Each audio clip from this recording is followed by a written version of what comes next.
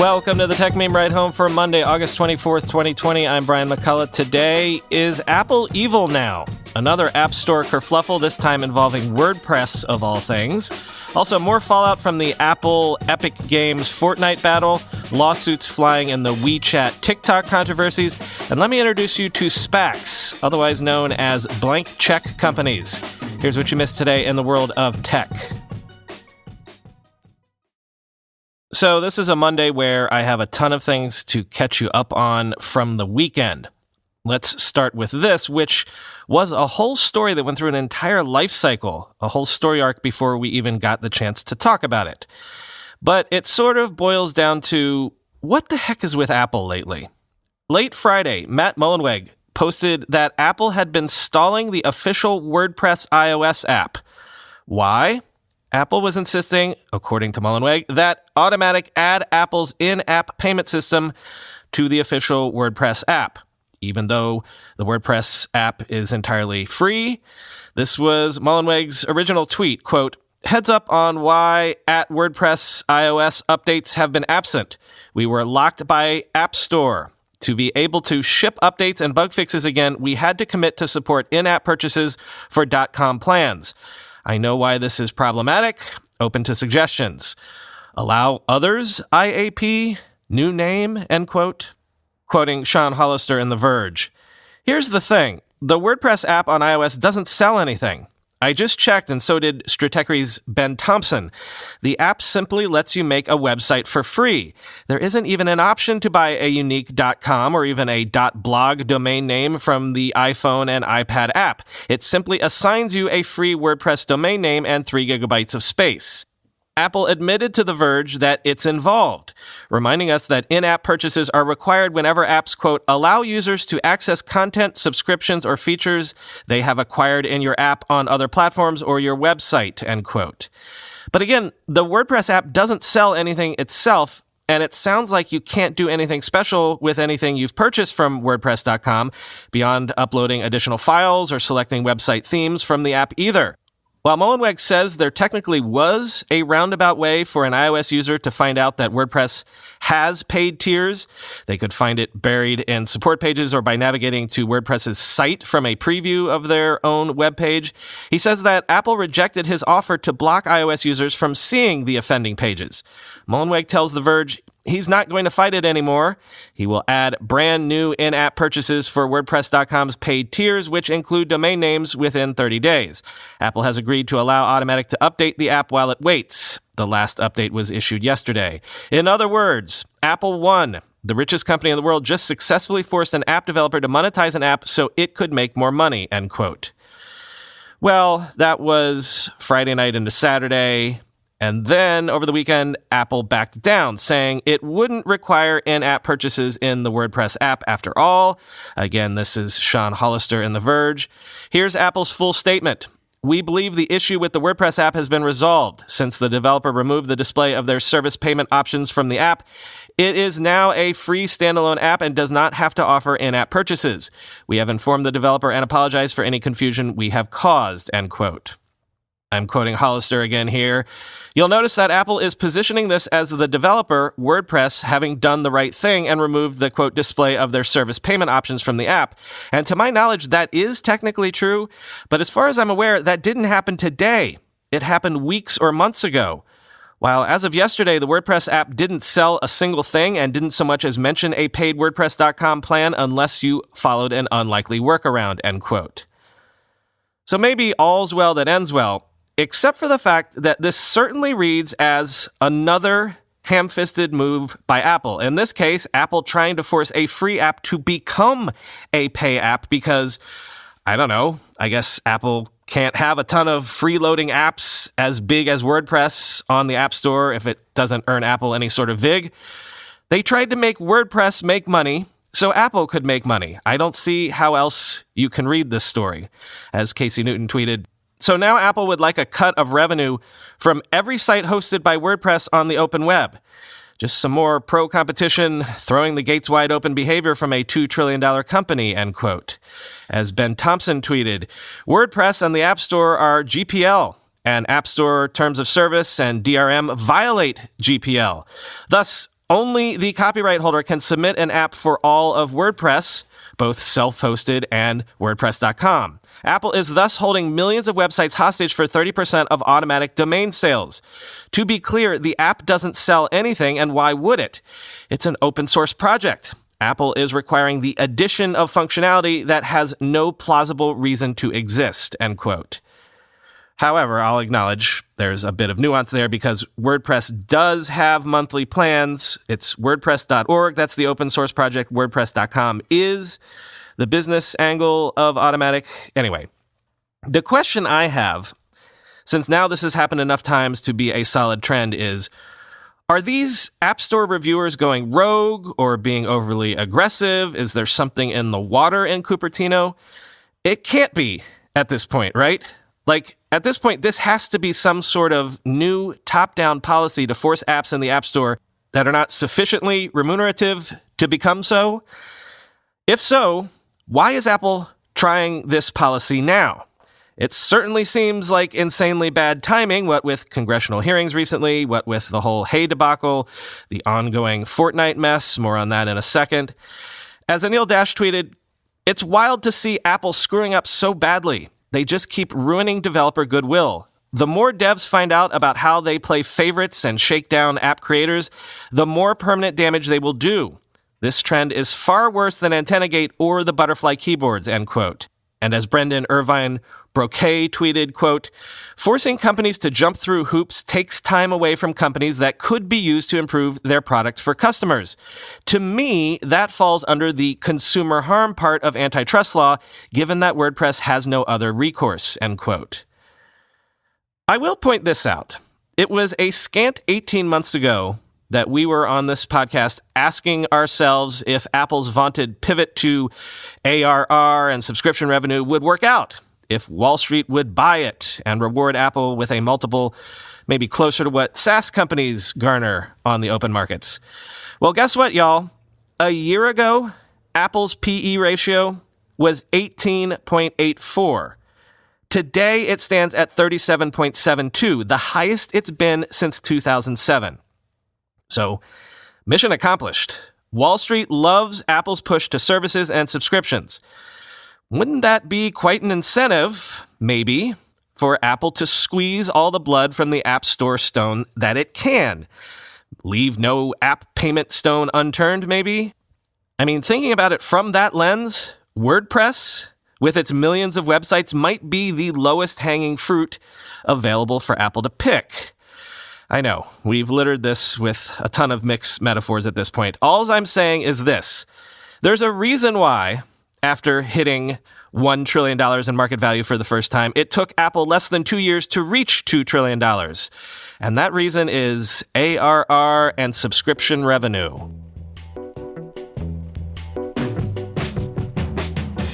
Over to the other App Store kerfluffle.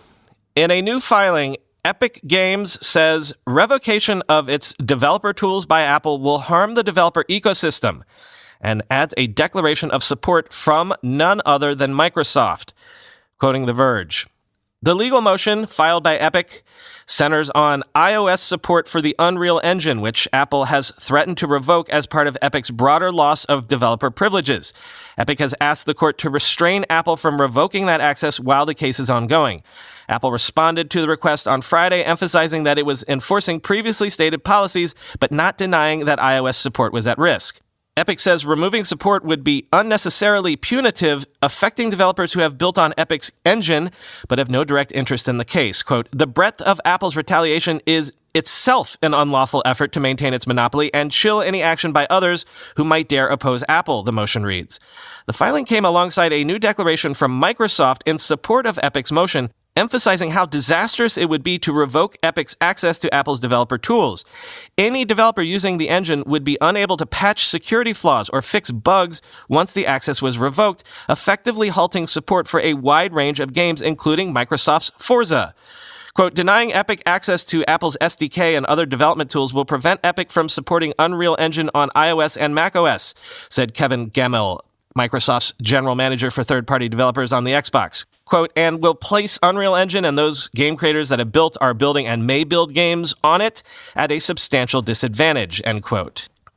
So I do want to circle back and underline that, yes, Apple filed its own legal brief on Friday accusing Epic of anti-competitive behavior and producing 3 emails from Epic CEO Tim Sweeney to Apple that seemed to show that Epic was originally asking Apple for a special App Store deal for itself before this whole thing blew up, quoting CNBC.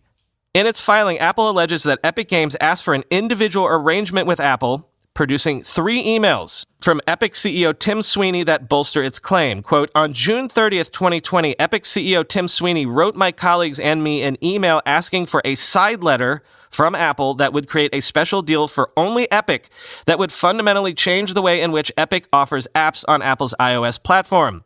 Former Apple Senior Vice President Phil Schiller wrote in a declaration.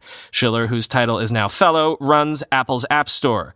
Apple said Sweeney was asking permission for Epic to bypass in-app purchases and allow Fortnite players to pay it directly, as well as permission to launch a third-party app store for iPhones. Schiller said that Sweeney emailed him the morning that Fortnite changed its payment mechanism, saying that it, quote, will no longer adhere to Apple's payments processing restrictions, end quote. Sweeney tweeted on Friday in response that Apple's characterization is misleading, saying that he wrote in the letter that he, quote, hopes that Apple will also make these options equally available to all iOS developers, end quote. I will point out that we now know Apple has made special deals like this available to others in the App Store in the past. For example, Amazon's now publicly known 15% App Store tax for certain items.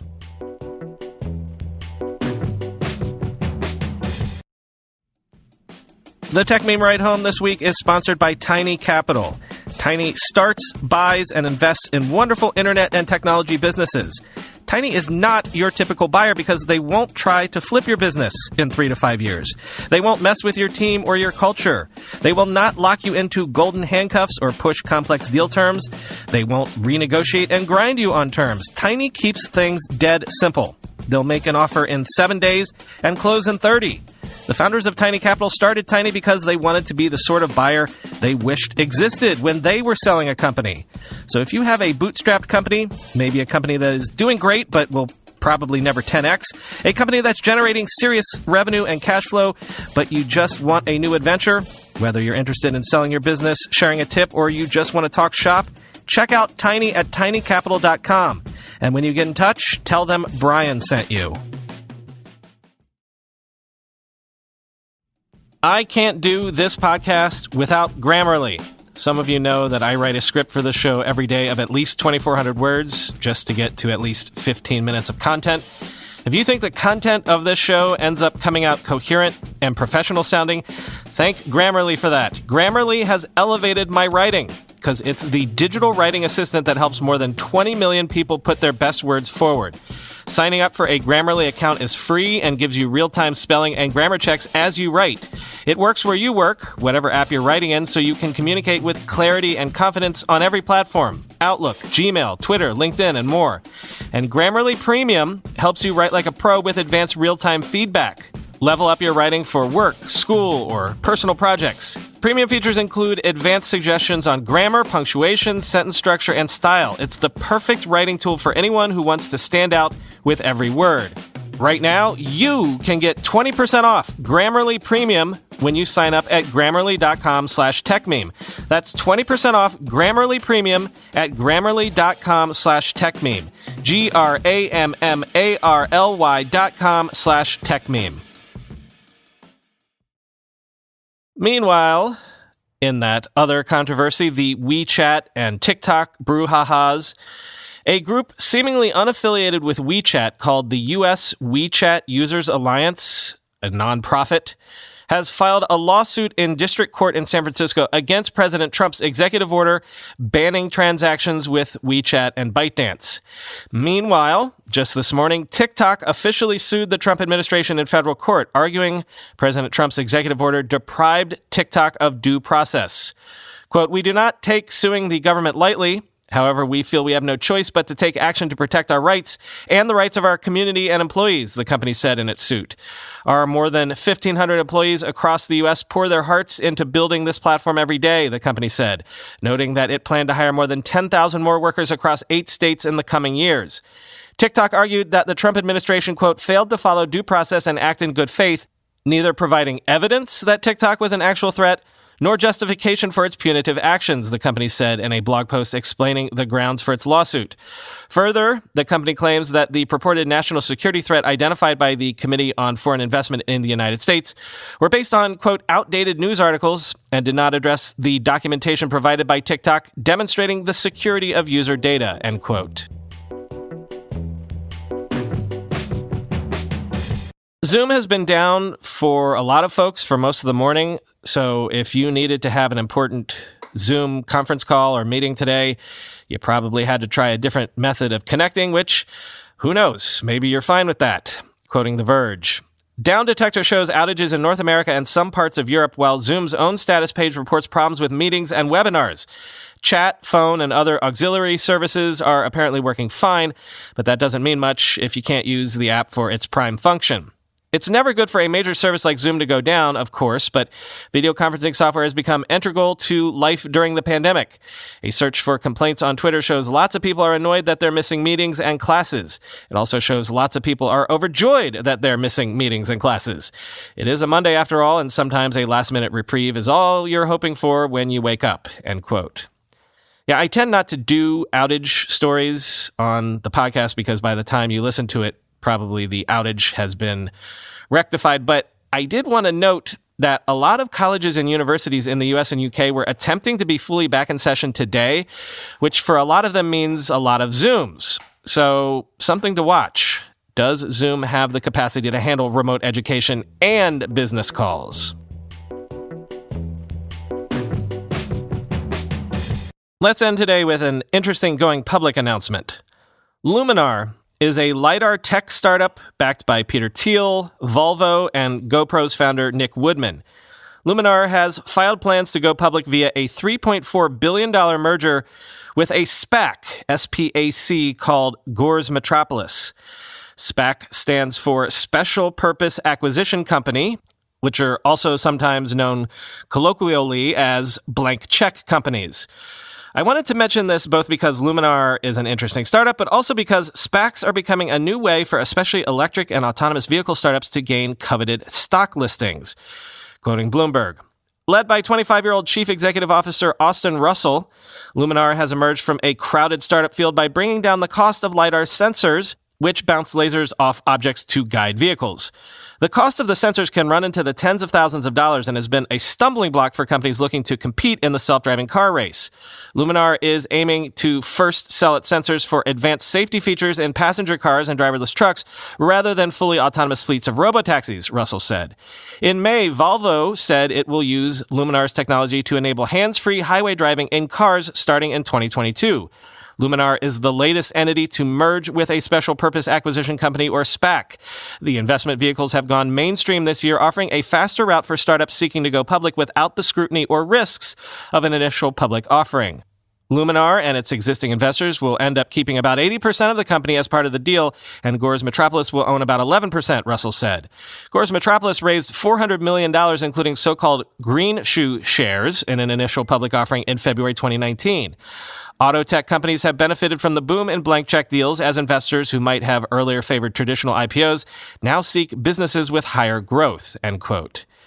More info on SPACs from the New York Times. Quote, these companies have long existed on the sidelines, providing smaller distressed companies with capital and the ability to list their shares on a stock exchange, things they might not have access to otherwise.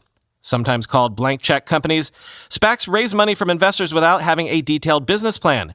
Their sole purpose is to find another business to buy within 2 years.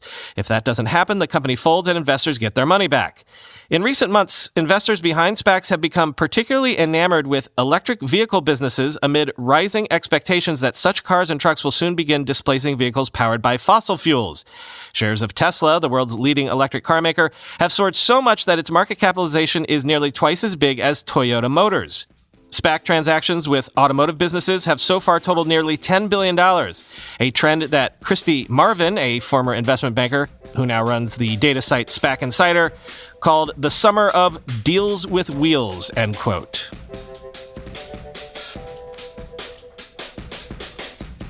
If you check your feed for this show, you'll notice that I dropped a surprise episode in there yesterday. It's actually a sample of 3 episodes of our newest podcast, the Kottke Ride Home. All details of the new podcast are in the intro that I recorded to that episode. TLDR, the Coronavirus Daily podcast that we started back in March is now the Kottke Ride Home, going forward with a completely different remit. Please do give the Kottke Ride Home a try because I think it's a good complement to this show in a very specific way. A lot of you have told us that you come to the Tech Meme Ride Home for a catch-me-up and explanation of all the biggest recent headlines, of course, but also because you learn about some things here first. Up-and-coming companies, new technologies, new trends in investing and startups.